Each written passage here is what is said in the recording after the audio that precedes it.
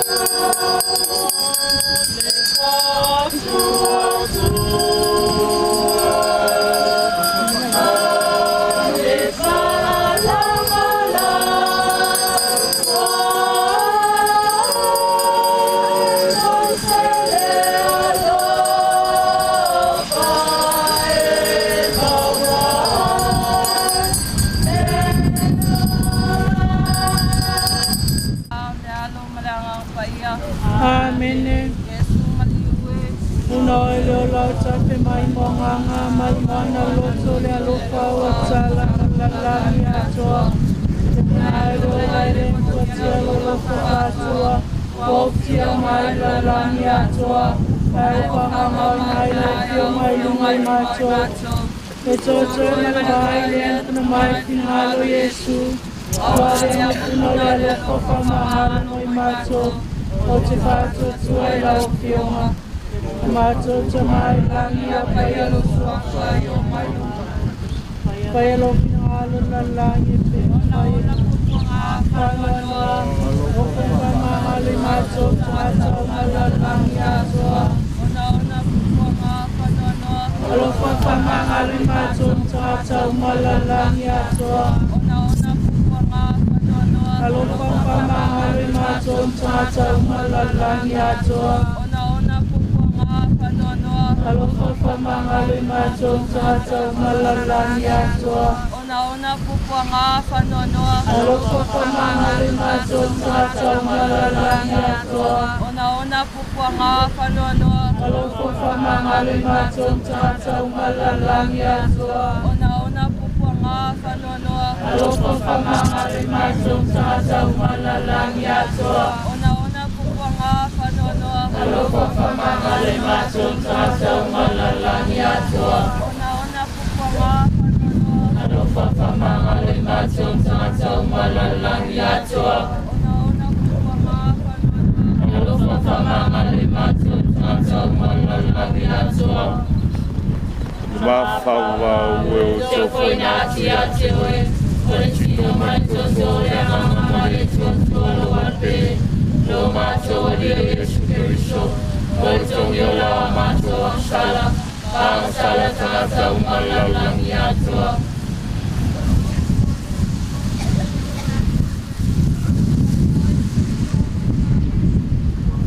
Maria Paya Chinale Tua Ye Tache Mato Tata Sala Yona Kore Mole Tua Mato Ochia Mene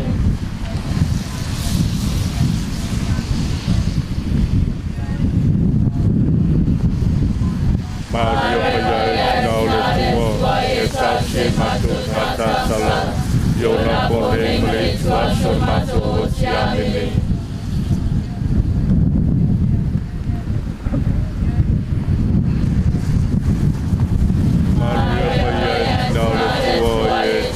Mato Tata Sala Yona Kone Mole Tua Son Mato Ochiamini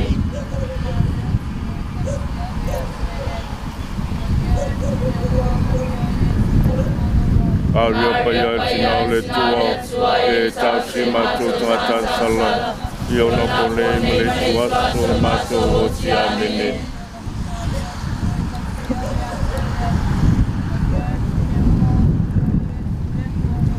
Aria Paya Chinale Tua Ye Tachi Mato Tata Sala Yona Kone Mole Tua Son Mato Ochiamini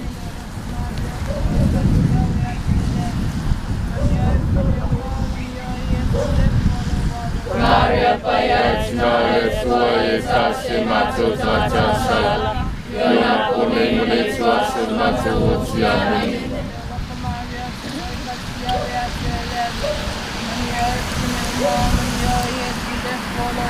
Maria Paya Chinale Tua Ye Tachi Mato Tata Sala Yona Kone Mole Tua Son Mato Ochiamini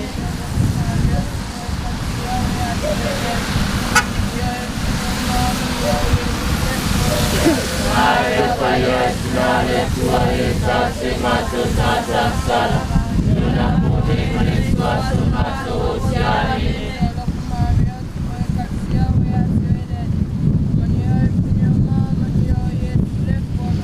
Maria Paya Chinale Tua Ye Tachi Mato Tata Sala Yona Kone Mole Tua Son Mato Ochiamini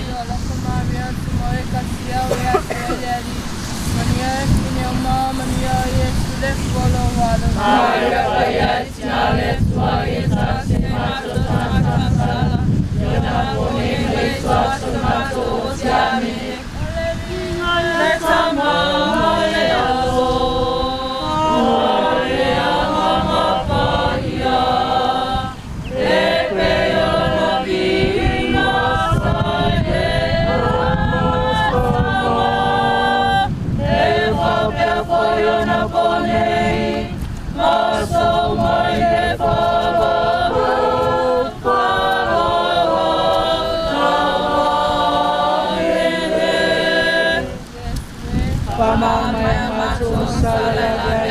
umayakeke, cai mauman na may siyang hayat, ito'y pupumatiya.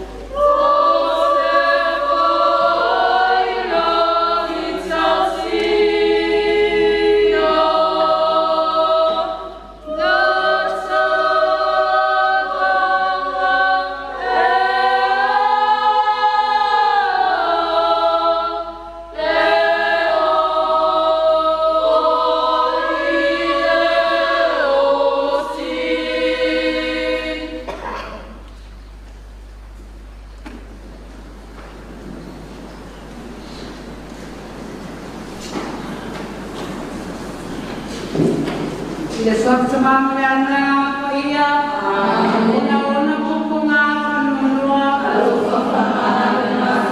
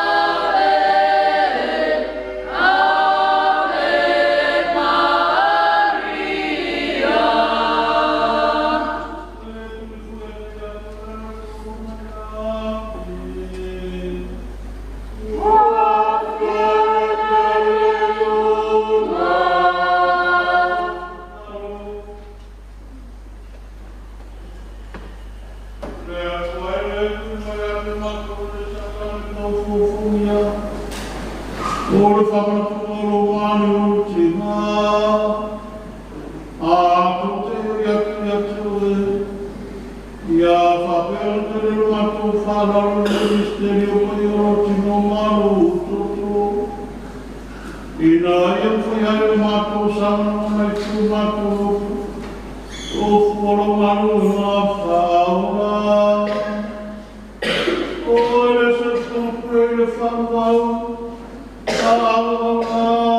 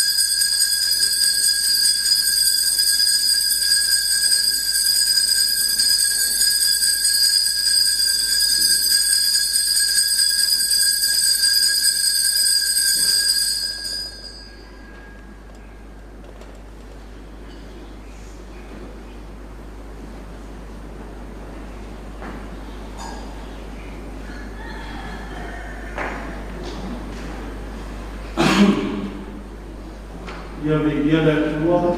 Ia me ia le swafa ia. Ia me ia le swafa le tōma tātata. Ia me ia le swafa le su. Ia me ia le tōma le swafa tira maia. Ia me ia le tōma le swafa tira maia. Ia me ia le swafa le maia le tari. Ia me ia le maia le whātaro. Ia me ia le tōma le tōma le Ia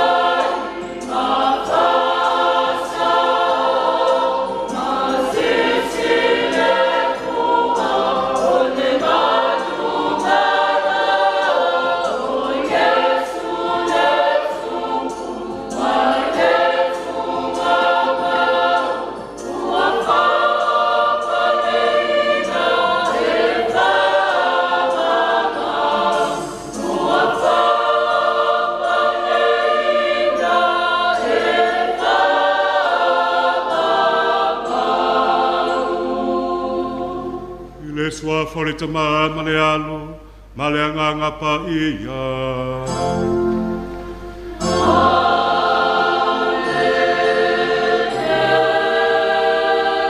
Ia fatasi lele ma oto. Ia fatasi o ia Watu le tautai o tu ai tau nuu lo na waa i le ele i le pau mātu. Na bili ai le o le foe maalanga watu o tātou tu ai tau nuu le si ui o le kālena le kālesia le aso sā ua wha maluina le au sā o Iesu le tupu. Tātou atu i le atua lo nanga le lei lolo soifua o taitai mai ai lo tu soifua o so mātu ola. O whamalofa whatalofa nei tai au, le tātou matanga luenga. Sa ngātu Iosefo le tāne Maria, ia whenga nei matua nai. A se awanofo i tātou te ofalofa ai, a whatalofa i le tamaore aki puleanga, sa moa pia. A fionga aki pukapo mo sese, pe tōlia tui. Le paia maulunga le aki puleanga sa moa, i sa moa nei mātu numa mau, o whafofonga mai. O to ai tau nuu le tātou whaulaunga, le toi aso sā, e pātipati ai, e le kālesia o au le lalolangi, o Iesu le tupu. E le ngāta i lea, o Samoa mai lātou, o sila mai moa mai, i le nei taulanga pa ia o le misa, i le malu malu, o sa ngātu Iosefo le tāne Maria, ia whenga nei. O maia, sa o tātou moli le nganga whaaftai i le tua. O tātou talo i le tua e whaanga e le whainga malanga, a sa moa le tuenga o le nei tausanga, a se pātipatinga fia fia, le au kerisiano le nei aso, o tātou whaamaluai, le tupu o Iesu keriso. Moli ai sa moa, mangaluenga le kālesia. Pangaleo i tātou tangata ngasala mawaiwai, to ele i le tua e o tātou ai wainga, o tātou se, le iau ngā i tātou le molinga, o le nei misterio pa ia.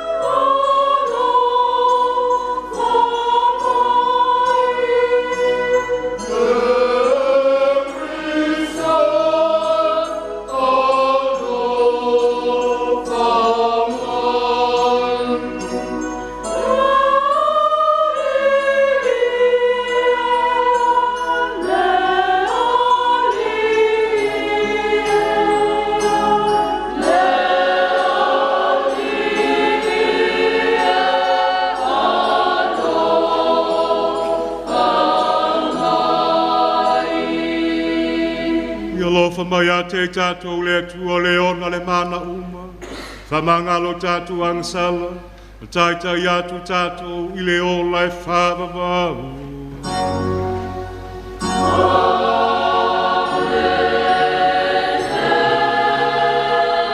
Olvi ingai le tua i mea a pito alunga.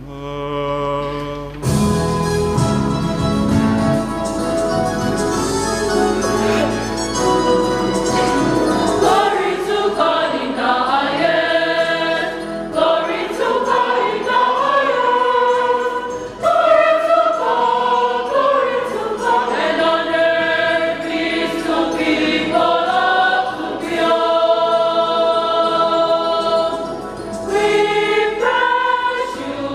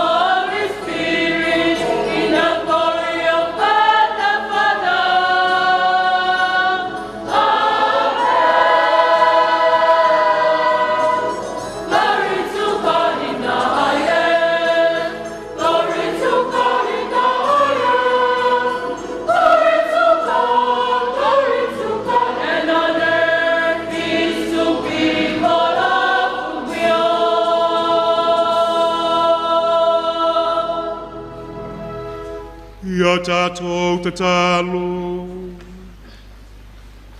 Le atua mamanae ma le anga lofa. E whamale peina le malosi o le leanga. Ma e whamale peina. Ma ia to e whawhawina me uma le laualo Yesu Keriso. O le tupu o le atu laulau. O me uma le langi, ma le lalolangi. Ia vi atu lo mamana. O le imautusia, la tō vi inga. O le mātu ulenga le nei. La atu lo mātu o le Yesu Keriso lo walo. Soi fui a mapule fatasi ma oe ma le nganga pa ia. O le tu e tō tasi, mo le whawawau rapa.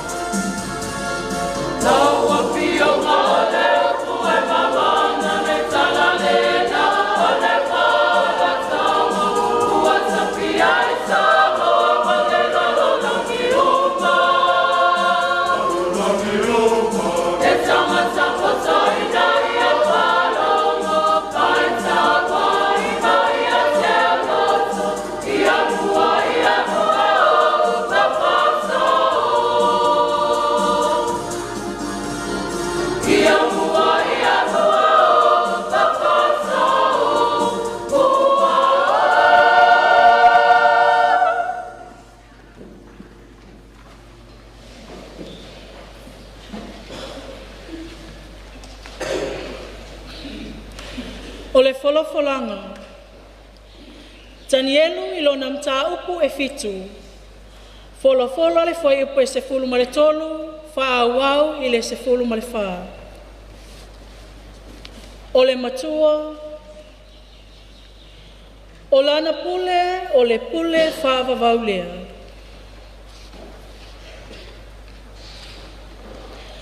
Na owi loai faa alinga i le po.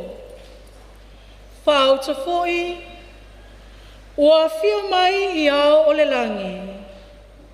Le epei o le atali o le tangata. Ua o foi ia i le ua mai ana mua o naso. Ua la tau momoli ia te ia i o na luma. Ua fua ina atu ia te ia le pule, ma le vi inga, ma le malo, ina ia au auna ia te ia no oma, ma atu nuu, mangangana ese ese, o lana pule o le pule whaavavaulea, e le mawai atu ia, o lona malo foi, e le whaamaumatia. O le upu aleli.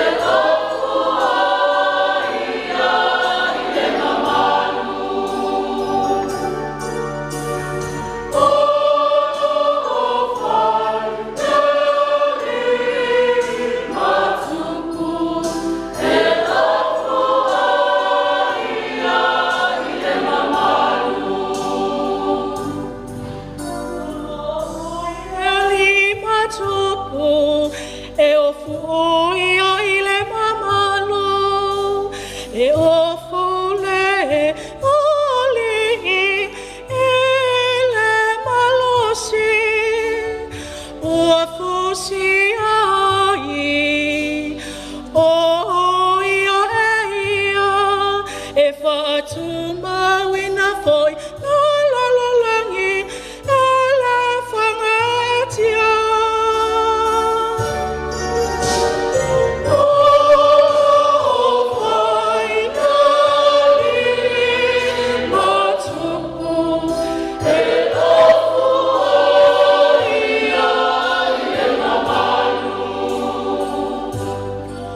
O tu mono no fali, tolu ana mua, tolu mai, lova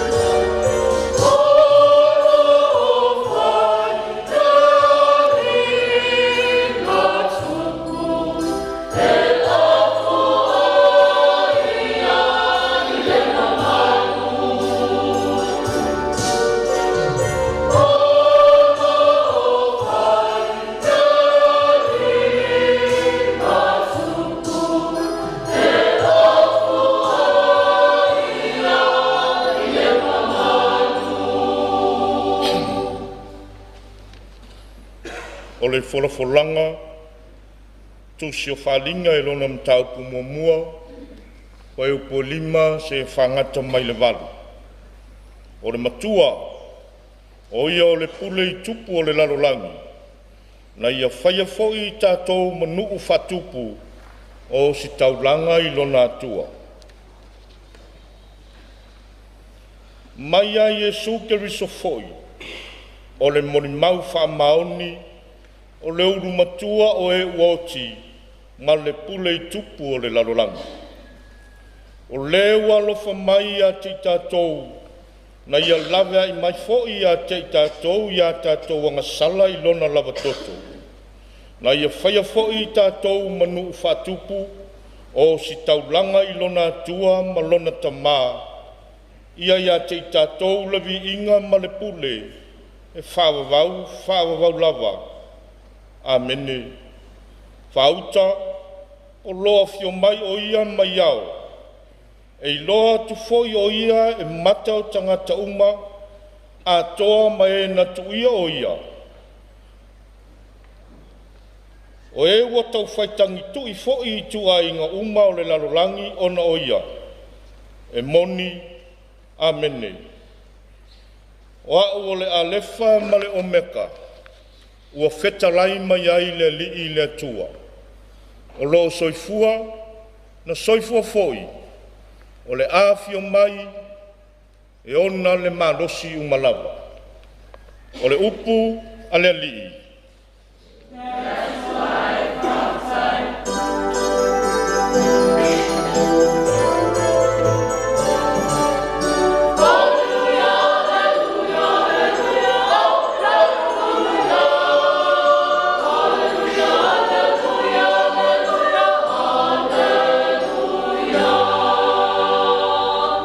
Manuia le fio mai le suafa o le li'i.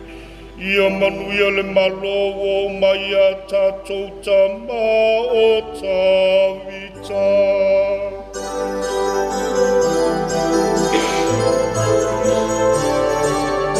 Hallelujah.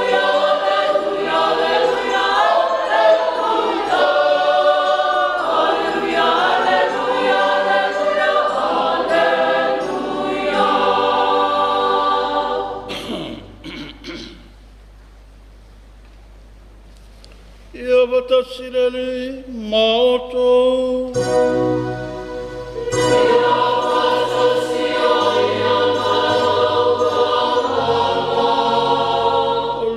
Ole fulanga mele evangelia pa ya Ioane.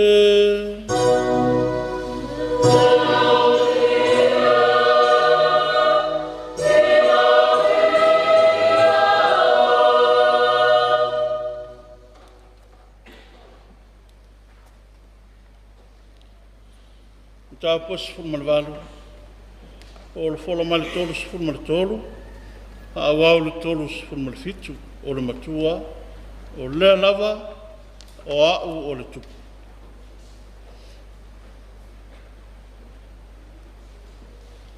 O na toe ulu fale leo Pilato i le mauta o le li, ua wala au ia Yesu, o fai mai ia te ia, o oe e le tupu o tangata iu te ia. Ua tali atu Yesu ia te ia. Pe se upu ma ia te oe lea upu. Pe na ta ua ue nisi ia te oe. Ua tali mai Pilato. O te se iu teia ea. Ua tu ina mai oe ia te ue lo nuu. Male au o si tau lang sili. Pe se ale mea ua e whaia. Ua tali atu Yesu. Ele mai le lalo lang nei lo malo. A whaia na mai le larorangi nei lo malo, po ua tau au ona, ina nei tui nātu au ia iu teia. A ole nei, e le mai nei lo malo. O na whai mai leo Pilato ia teia, o le na foi, e se tupu ea oe, ua tali atu Yesu, o lea lava, o au o le tupu. O le mea lea na whanau mai ai au. O le mea fōi le nei na usau ai le larolangi. Ina ia o mori mau le upomoni. O i lātou umalawa i le upomoni. E whalongo mai i lātou i le uleo. Ua whai mai Pilato i a te ia. Po le a le upomoni. Ua whai mai le a upu. O na tau anu lea o ia i whafo i a iuteia. Ua whai atu fo i a te i lātou. O te le iloa se mea e salai oi. O le talalele i aleli.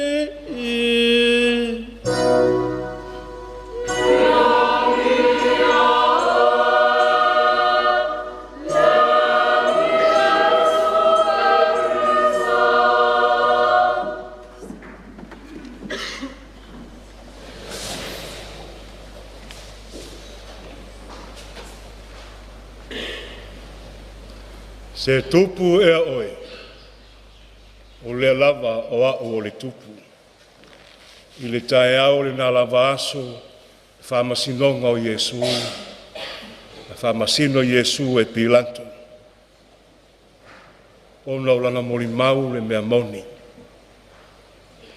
Ia vesili ai a Yesu, se tupu ea oe.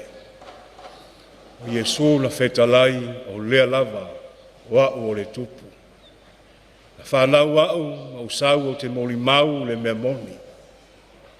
O le fesili a Pilato o le ale mea moni. O le malo whātupu o Yesu, e le pe o le malo whātupu whalalolangi nei. O le tupu o Yesu, le se tupu mano fonofo, le se tupu tausi mamanu, a o le tupu e foa ilo na ola mo na lava tangata. Mo o le teime whamasino ai o na lava tangata Yesu. Ai peita iane na fio mai o ia. E whai loa mai o ia o le tupu.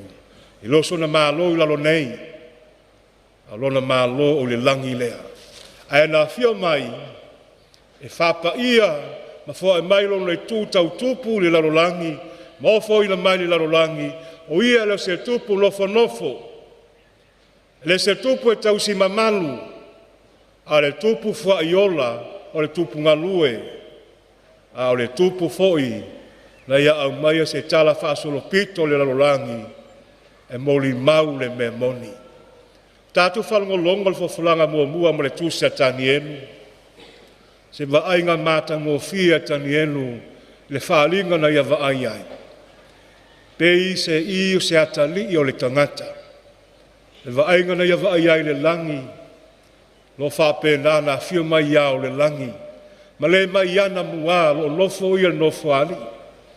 O le ngangana le whapokaliti po e whaalinga i le perfecta e le whenga tuai, mai atangia mai lava le ngangana, e whailo mai ai o Iesu, se tasi lea whalanginga o Iesu, o ia o le atali o le tangata pena tan.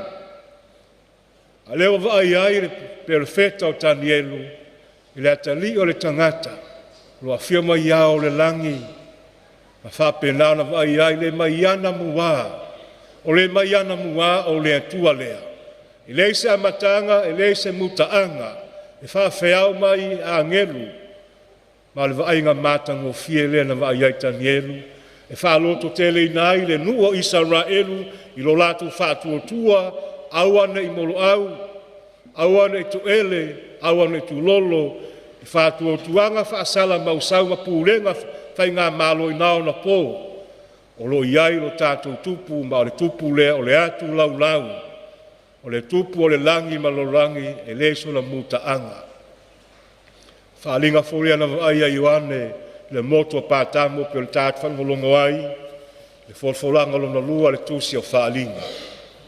Le matango fie, le vaenga Ioane le langi, lo whapenana vai ai le atali o le tangata o le tamai mamoe, wa te tala tusi. E whapenana whawheau mai, ai vai ai le pule, le atu lau. Le talo tusi o le whailonga vai a lea, o le aso le whamasinonga, le a whapenana ilo mai i tātou e le tua, pe sa tātou tu ele i lana whainga malo. Lai whai mai ere tusi a whaalinga, rola malo whatupu, o le perfecta, o si taulanga, na fia mai ei o ia le lalolangi, au mai i whainga malo le, i le whai malo i tātou, wha tangata nua i tātou le whainga malo le o le langi. Ni ia mau inati tātou le whainga malo le, na alaina fia mai Iesu i le lalolangi, e o fwoi mai o ia lava, ma whai ma whataita inga, ma mai lona malo, e ola inga le lalolangi. Ma fuanga le nā, tātou talia le sakalameta le baptisonga mo mua, o tātou o tupu, o tātou perfecta, o tātou o si taulanga. E tau tupu lo tātou ngafa, wa o le atua, na whaia oe ma uilona whaatusa, ma tau alunga, ma pale alire ngā luenga le atua, i le whaatusa oe ma o tātou o perfecta, o fofonga fetalai o le atua, e pia le whaalange e foi perfecta o whengenga tuai, e te wholofola i le moni, o le malo tau tupu lea o le atua, o tātou o perfecta. O si taulanga i tātou tangata, e whai taulanga ma tautua i le atua, na mua i malae i Iesu.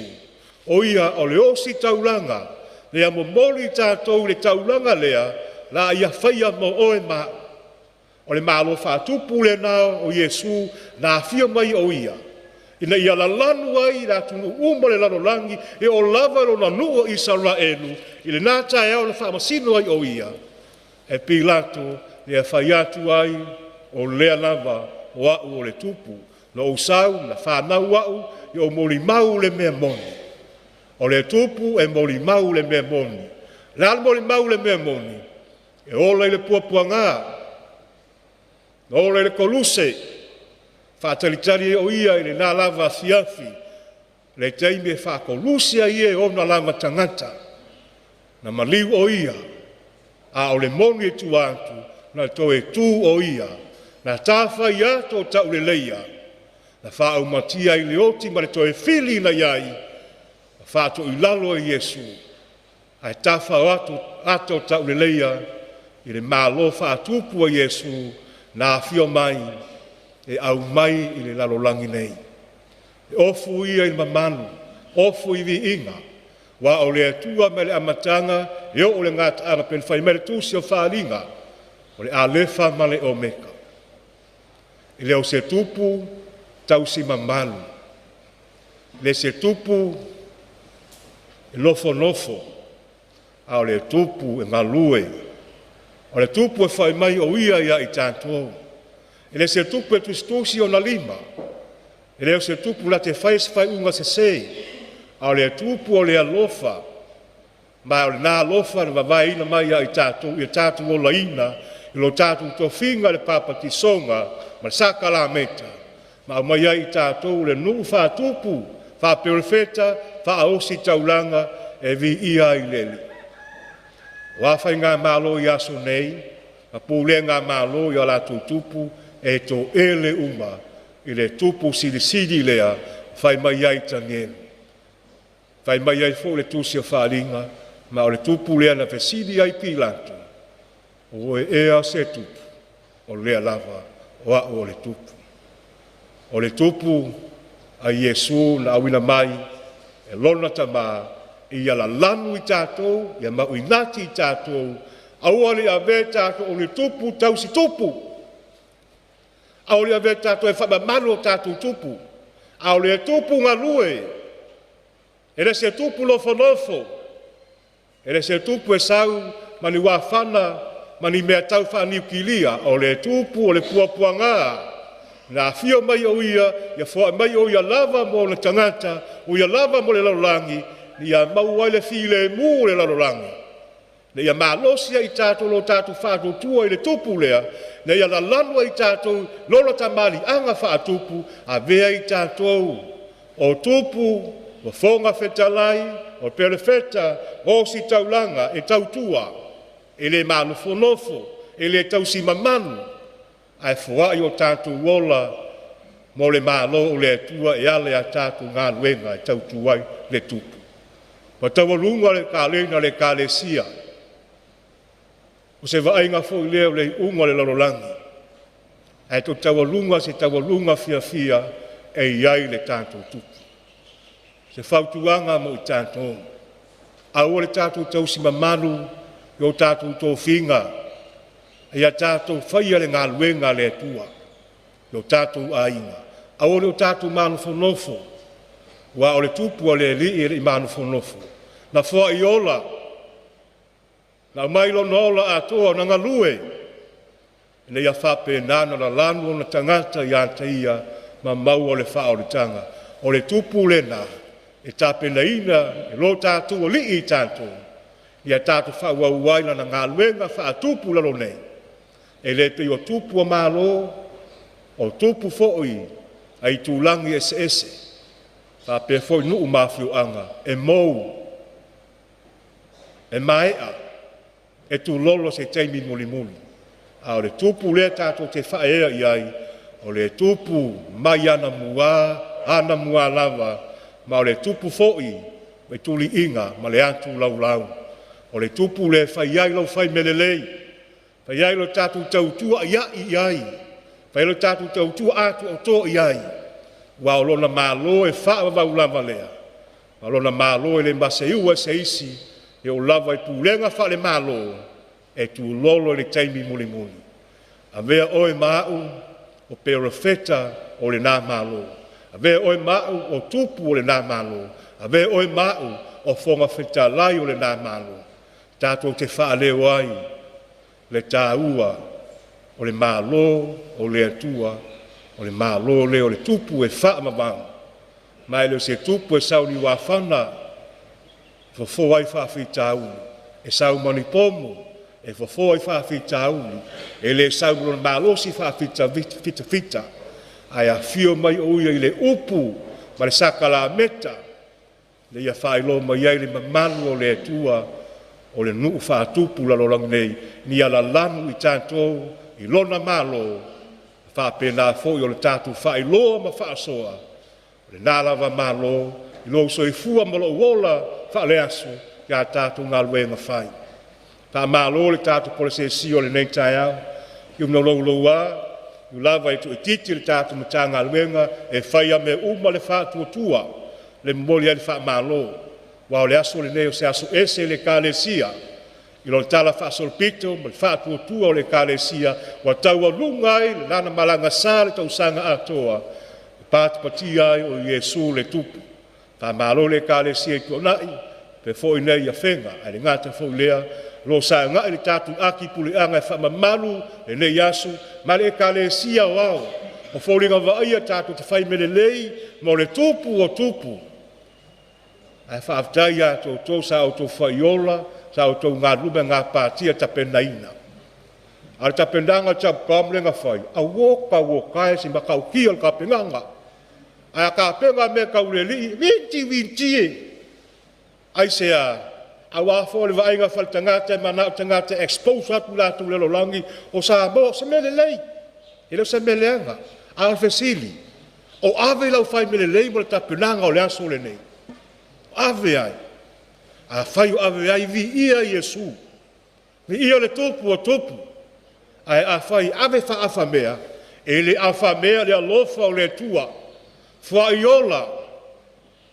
na ia to ngingo le tatou sala e ala ia Yesu Keriso ma le nā tupu le nā lava tae ao le whaamasino ai a Pilato na moni mau le memoni na ofo a toa o ia lava e whai taulanga molo nuu ma le larolangi e masoelo na toto ma masaa ina ia ola le tangata nga sala le mauai le tangata le malo whaatupu lea tatou te whaamamalu lea so vi ia le li me le le sa o to whaia o ale ne yaso ma le whaamoe moe le amatanga o le tatou polesesio se anga i mai inei ai a whai ro e matamata mai lo fale ma e lafi ta lo whae la me ua e lafi ai la me ua e mai le o se tupu lafi le se tupu moe au le tupu na alu le ala whai lo ui ai tangata o Yesu lea a whai e te lafi ma e moe me tilo mai ta lo whai lo whatalinga o le tupu a whai mwanga ngana lo tangata le whai mwanga lau me ai le tae au le nei a te le au wai le polisi sia le nei taulanga pa ia le nei aso ta lo whai ua e atua i lo manava a ua ngalo ia oe le atua le nei aso wha mua le atua a whai te wha mua le me ai ta lo whai e mua mai lea se singa al mariu male oti o lai fia ai le me ai whale lalolangi ai matua ngā lala le me ai whale langi fe au ta ua mo tātou leo sau Yesu le tupu whai mea sili mo le li pe o upo le tātou pese whai mea sili mo le tupu ai au o te whanga whaia awali te whanga whaia le taulanga Yesu e tongi o lai le lalolangi mo oe mau na whai atu o toa ave uma le momoli al wha malo mo le whaaftai atu o tau tina ma ainga wa mai atu mea sina e te wai a tātou tāmane te wai ale tale ma timu le aso tale tonu e nisi whape aifo e angai lua le mai aka ia konga le lei ai a whaina o mai se loto le lei e whai ai le vi inga mo le atua mea sina tāua e sili atu le vi inga o le atua lo le vi inga o le tangata tātou te ua i au ala mo le vi inga o le tangata wa e ngata i lalo nei a le vi inga mo le atua mene i le atua e sa saa wha ua mai i le atua o wha amalianga ai a whai e ave au mea te wai ale tale ma ta avale a te manu te uleanga la mena whai ai a mena whai ai ai a whai na whai se loto le leifia fia seki ai a whai na ale dispose ai te expose ai lo tangata mau mea sina ai o lo te me susua e mai angai loa le ave susua ka i ponga susua ka siapo la mena whai ai a whai na e fia wa susua o mea sina o lo lau whai taulanga i le nei aso malpa ia anga wha mamalua Yesu le tupu e vi ia le li me le i tuatu ia i tātou whai le tātou tapinanga mo Yesu le tupu ave atoa ai au le tātou mai i whape mai se i ko pousa kwa ia konga le avai mai ka ngaka ia siapo ia e susu lo whai mai angai loa le avea ai a tau me wha le lalolangi ma tua tātou e tāpena me whalalolangi. E mo se vi ingo le tua. Nal pau mele au mai whaapaka sua whau le tua. Ai le o mo se vi ingo le tua, nal vi e o tangata o lalolangi. O me pito sili na tāua le tātou whaia le aso le nei. Ma tua tātou vi i le tua. O me tāua i tātou, a whai o tātou te ua mo le li, ave atoa i ai. O le whailonga le nā le tangata wala lanu le mālo whaatupu. Ma le malo fa tupu le na e lu ia le tato matanga luenga au le lafi mai le fale au le tilo mai pe to tele le tato por sesio E o lava ia tātou tangata katoliko, le tangata katoliko ia se whapenei. E mumusu e o mai le polisiasio, ai mai lo fonofo le wharesa, e le teime tau nuu mai le polisiasio, e le au ngata Iesu lana ngaluenga. Le se Iesu nofo, Iesu ngalue, Iesu na savali, Iesu la foa ilo naola. Tātou ova na ngā tātou matua tausi, mai lātou ngase le whaongalo le taavale, ma mua mai nei. A tātou e malolosi, whaongalo malosi mo le li, me ta tau o le tātou whaia vi ia i le li. Ai a tau me whare laulangi nei, a wokai, e solo musa i ka ngaka ka koliko, we, palo. Ai a tau me le li e la lafi, au te wha malo i atu o tou. Sa tātou savavali le nei taama tātou auai. Whaali lo whātua tua o oe o le perfeta, o oe o le tupu, o oe o le osi taulanga. Le malo tau tupu lea nā whio mai Iesu, e whaailoa mai le langi mona lava tangata. Ia tātou wola, ma tātou la lanu i lan malo lea. Ia vea i tātou ma nuu whātupu, ma talanua i tātou la malo, ma vea i oe mau perfeta, ma osi taulanga. Whaia mea si sili mo le li. A whai, na e whaia wha awha mea. Wha mole, e le awha mea fo se alofa o le atu. Whai atoa, whai le fia. A whai na e whaia masalo salo, e masalo salo fo i mea alofa le atua ia oe. Whai atoa i ai. Vela le ne yasu sao, Iesu le tupu tātu wha maruina, ia tātu patia fia. Ma oli o lona ma lo e wha vavau. Wa o ia lava, o Iesu lava lea, na tū ma le tūsi tā ai, o le whaelonga, o le teimi muli o le whaamasinonga. E whaeloma ia i lea tua, e le ai ma se isi o tātu, e maa ngalo mai le teimi muli o le whaamasinonga, o le a lau le tūsi. Na tau a tātu mea sa whai, ai a whai sa tātu wola lo le maa lo wha tupu lalo nei. Tā le tonu, o le tātu wola a tali, o le maa lo lea.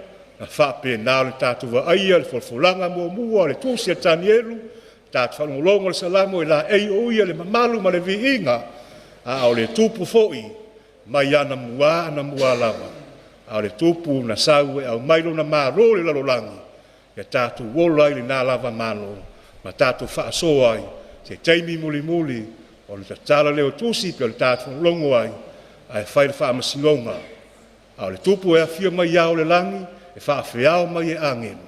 E le maausia, e le toloia e seisi. A o le tupu o le atu laulangi. Ia manuia le au sao Iesu le tupu o le tātu matanga luenga. O se matanga luenga to ngau ma to laiti. Pe to laiti, pe to ngau le tātu matanga luenga, tau tino atu ia tu utou.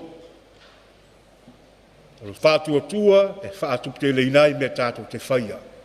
Pe fai mai a isi a patele se to laiti ka pomkanga lunga fa e le o fai le to laiti e fai le fa tua a fai le fa tua tali tonu mai pare tae ona nei timu wa le timu le tatu polsesio a ngale lei lava le ali a o fai masa o salo tatu faiva a o le tatu fai le tatu ngalwenga va ai po la se tala mai fa moi le ali ta malo yantu to sa tatu awari ne yaso le tae o le tatu polsesio tatu misale nei tatu fafta ia langa le tua ma le puleanga Samoa ia o le asfo le nei tatu va ia fo le kalesia katoliko le atu laulau ma Samoa nei o fai ala tu polsesio le ngata fo le fa malwina o Iesu le tupu fia mai Iesu le tupu fa no fo tupu ia o mau le se tupu no fo le se tupu tau si mamanu a le tupu fo iola o le tupu ngalue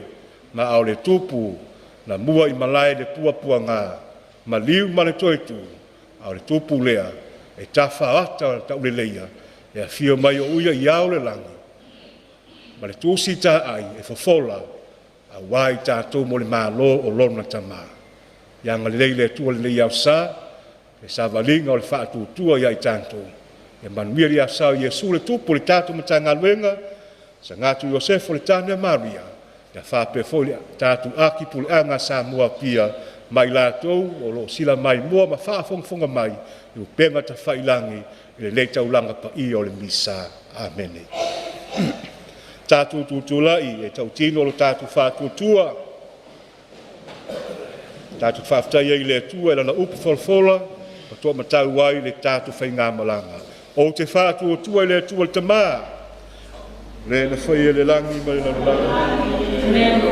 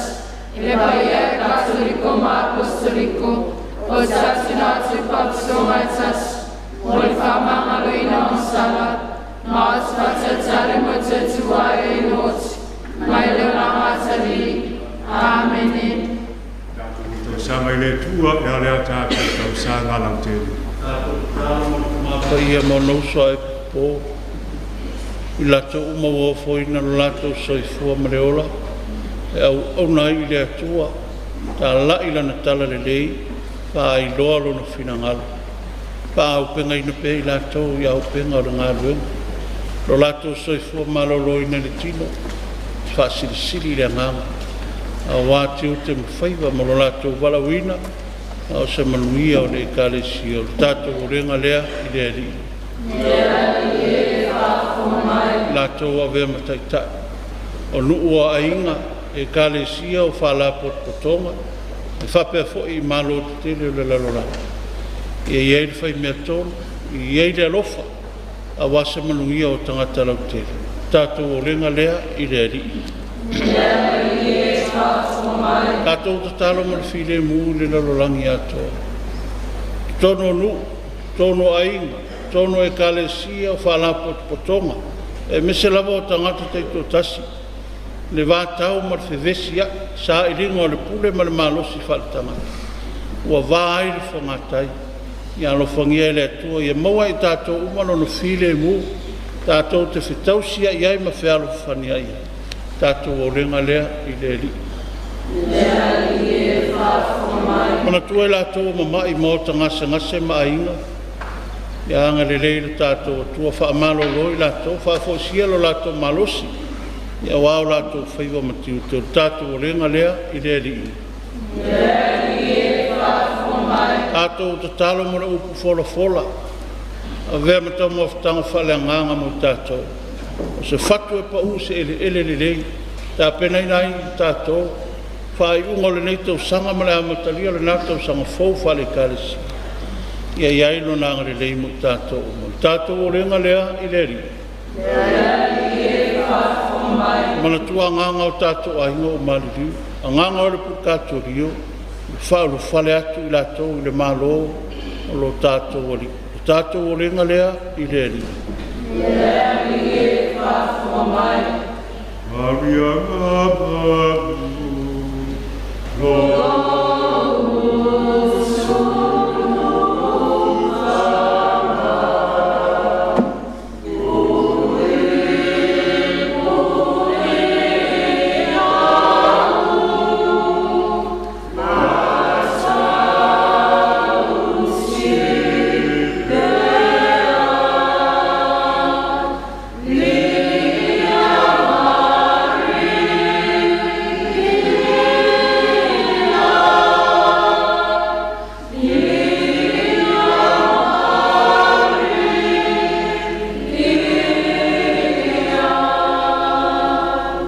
Yesu Keriso lo tātou waliku.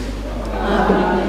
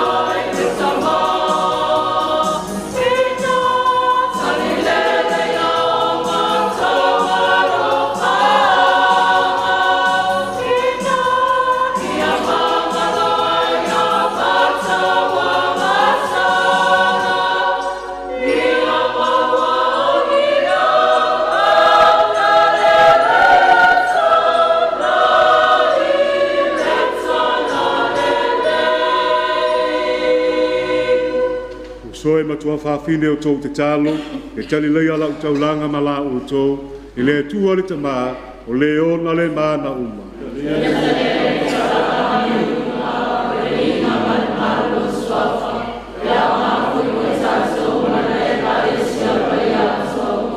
Ia tātou te tālo, le ali ie o mātou muli atu i atu o le taulanga, le whai ai lo walo le leinga, mō le tangata, penei taulanga mā lātua le lalolanga le mawtanga whale uso, mā le while mu, le mātou o lenga le nei, ono ke riso lo mātou wali i.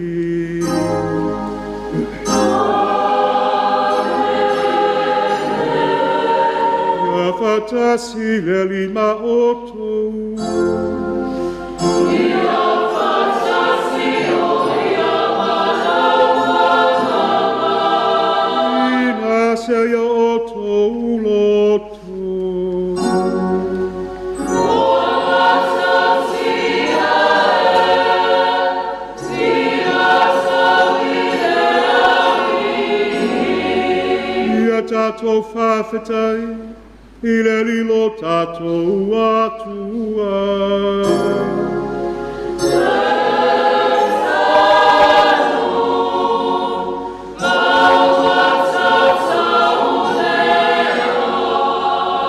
Le tamai o le atua soifua whawawau mo le mālosi malava, se mikmitanga whaia mo mātou le whawtai atu oe, na e whauina Yesu ke riso lo walu e tūtasi, ai suau o le fia. Fai mau staulanga whaavavau, ma tupu ao, lolo winga o leo staulanga, na mamoli e lono ola le ale tale o le koruse, e tongi unai le ngafa o le tangata, nei taulanga e tasi, ma le file mu, wa ato o toa lono le lei, lolo winga o le tupu, o tau fiaia ia le pule i mea uma o whaia. Ia mamoli ato ia te oe, lolo tamama mana, se mālo au ma le whaavavau, o se mālo upumoni ma le ola, o se mālo e pa ia, ma le tamau ainga, o se mālo le amia tonu, le alofa ma le file mu. O le ala lea mātou te au whātasi, au angelu uma le langi, whailo atu lo mamalu, mātou awai lato pese whaitu mau o lou vi inga.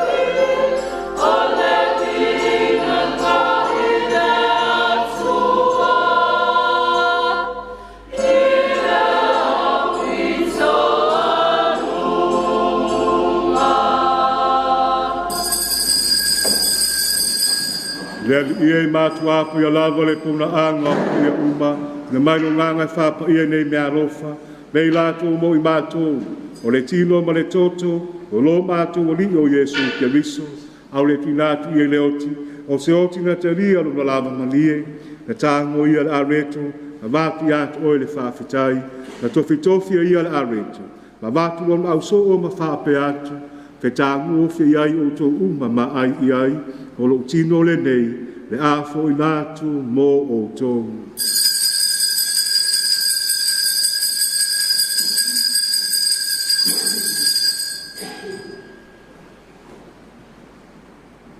Ino mai le tau maftanga na tāngo ia le kālise, ma vātu atu o le whaafitai ma le vi inga, tu atu le kālise, lona au so o ma whape atu, ke tāngo fia iai o tō uma ma whainu ma iai, o le kālise le nei o le utoto, le toto le whenga inga fōu ma le whaapavau, o le a whaamlingia mo o tō ma tangata e tō tele, ina ia whaamangalo ina ia sala, i o tō whai ar mea nei, ma whaamanatunga o a u.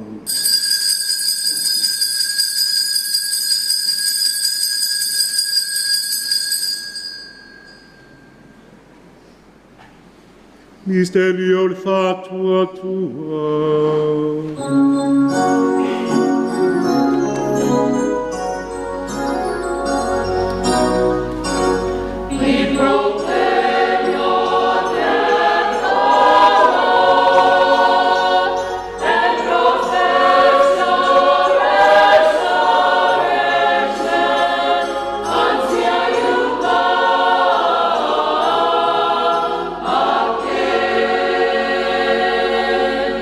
Whamana tūma o malimo o toi tū mātou te mamori atu i atu oe tamai ia reto le ola mna nei kālisi o le whaolitanga. Mātou le whaftai atu i atu oe, walo ia mātou e tutu i o luma unatu i atu oe. Pe sosoan mai ai mātou umai o mautu whaanga, le tino ma le tōto ke riso, ina ia whatasia i mātou le mātanga i tasi le nganga pa ia. Le ali ie mana tualo e ka le sia lo langi antoa, ia mātou le lofa tasi ma whalanisisi lo mātou ta mapa ia, ake li kua ngō sese, ma le tu ainga sa uma, whapelo lua poto poto, a mautu whaanga mo lawa fio. E mana tua mātua uso matua whawhine, po fo iatu lātou mālolonga, ma le wha moe moe, le toe tuae, e te rie lātou whatasi mta ngata mali li uma, le māma lama o lawa fio. Ia lofa mai ate i mātou malava, ia mātou au ngā mātou te au whātasi le ola whānavau, na māwia le tinātou pou le tua, sa ngātou Iosefo la netane, whātasi mā apostolo, sa ngāta Ana, sa ngāta Faustina, sa ngāta Teresia, sa ngātou le Paule Lua, sa ngātou Paule Ono, ma le aupa ia uma, o e na whātu ngai na lofi ni ngālu i tupu langa uma, mātou te whiani li i whānene e whātasi, mai lātou i lawa fio, a lātou lo walo, o Yesu Keriso. O no ia whatas mai ate ia, le tua le te mama manu, i le whatasinga marenganga pa ia, o le vi inga manu atua o i laua fio, i le whavavau lava.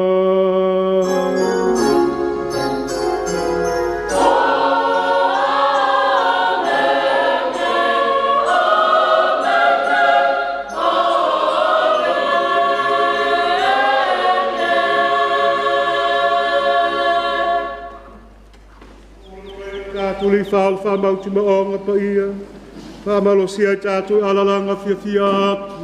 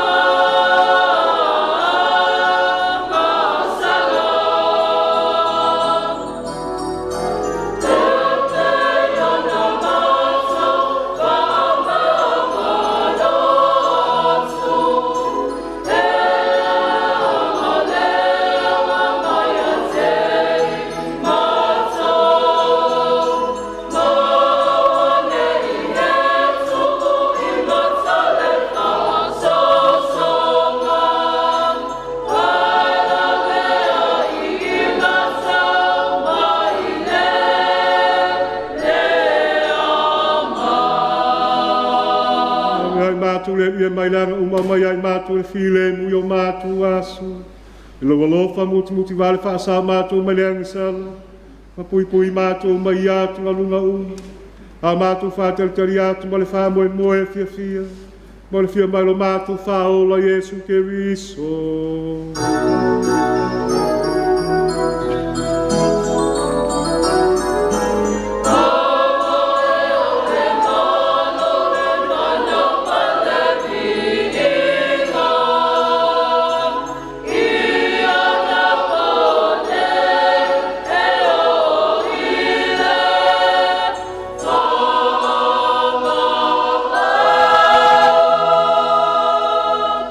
Ia Iesu Keriso le whai atu o apostolo, tu atu i atu o tō lo file mu, o lo file mu tu whai atu i atu o tō, au lia si sila mai a mātu ang sala, le whātu o tu alo e kālesia, a mai a i mātu le file mu ma le tāsi o lo mālo, le waso e fuai mapule le wha mawau lava. Amen. Ia tō tō tu mau le file mu o le ali.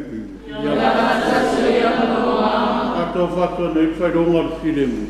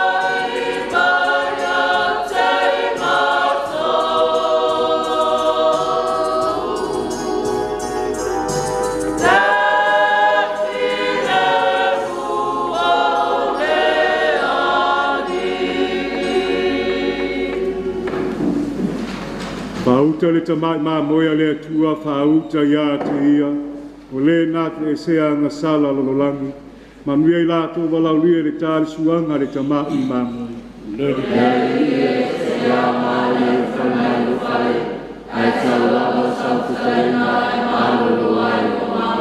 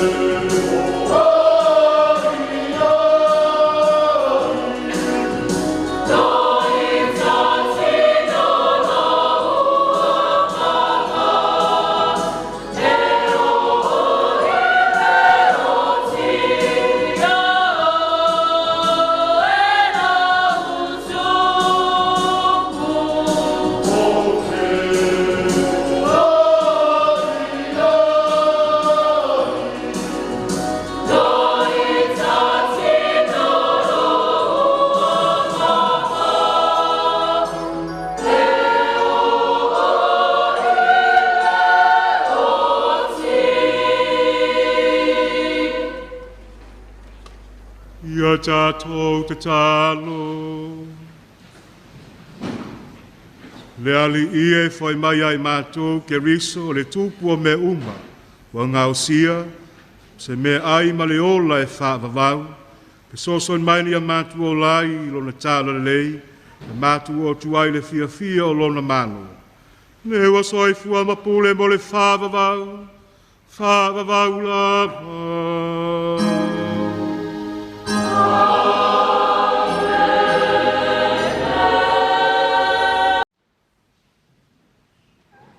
fatasi leli ma oto.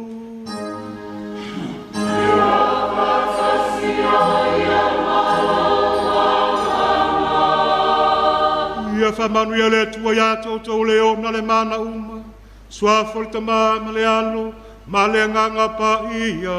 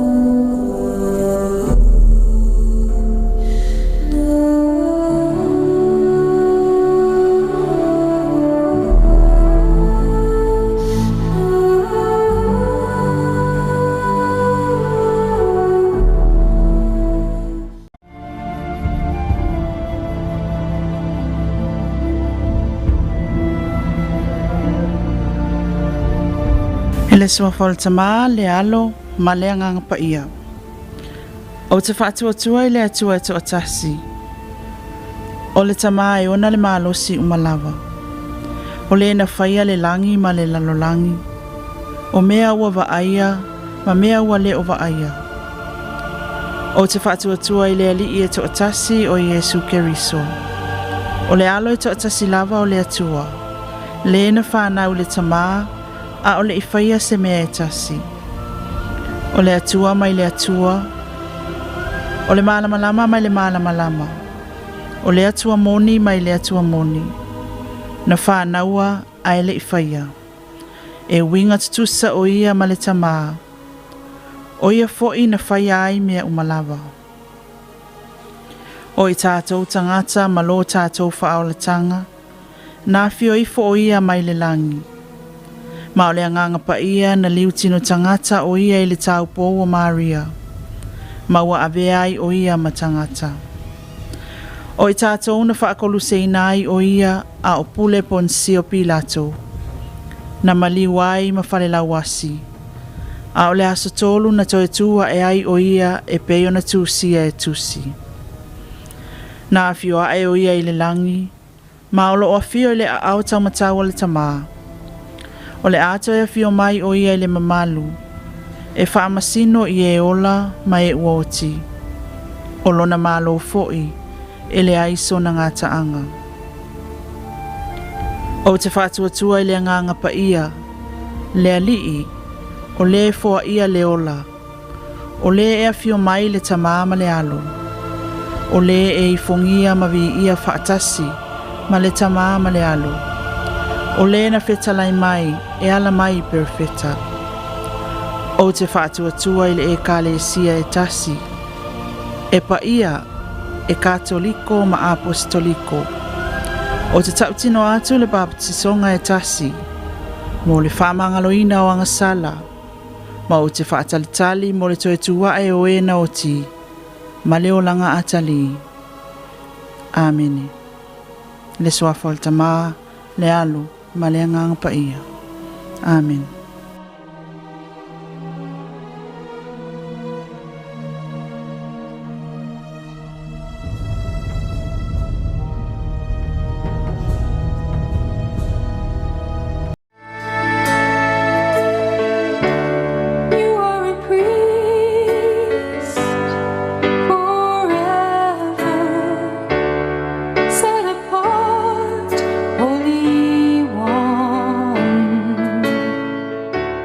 Nai loe Mother Teresa le tūlanga whaapitoa o le tātou tina pa ia.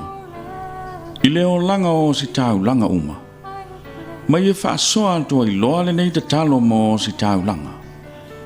E ole atuai i le tina pa ia, e pui pui i lantou i se whainga whaapitoa. E lantou te tau si ai lo lantou whaamaoni i o lantou to whinga. Mariae, le tinao Yesu. Lafo atu ia o lo ofu tala loa o le mama. I lunga o mantou o si tau langa. Pui pui i lantou. Tai ia i lantou. Matuu i lantou i lo finangalo. Ia fai oe matina ia te i lantou. Ai maise lava i taimi o vai vainga ma le mauto tasi. Alofa atu ia te i lantou, ma fatu mau i lantou o meto tino o Yesu.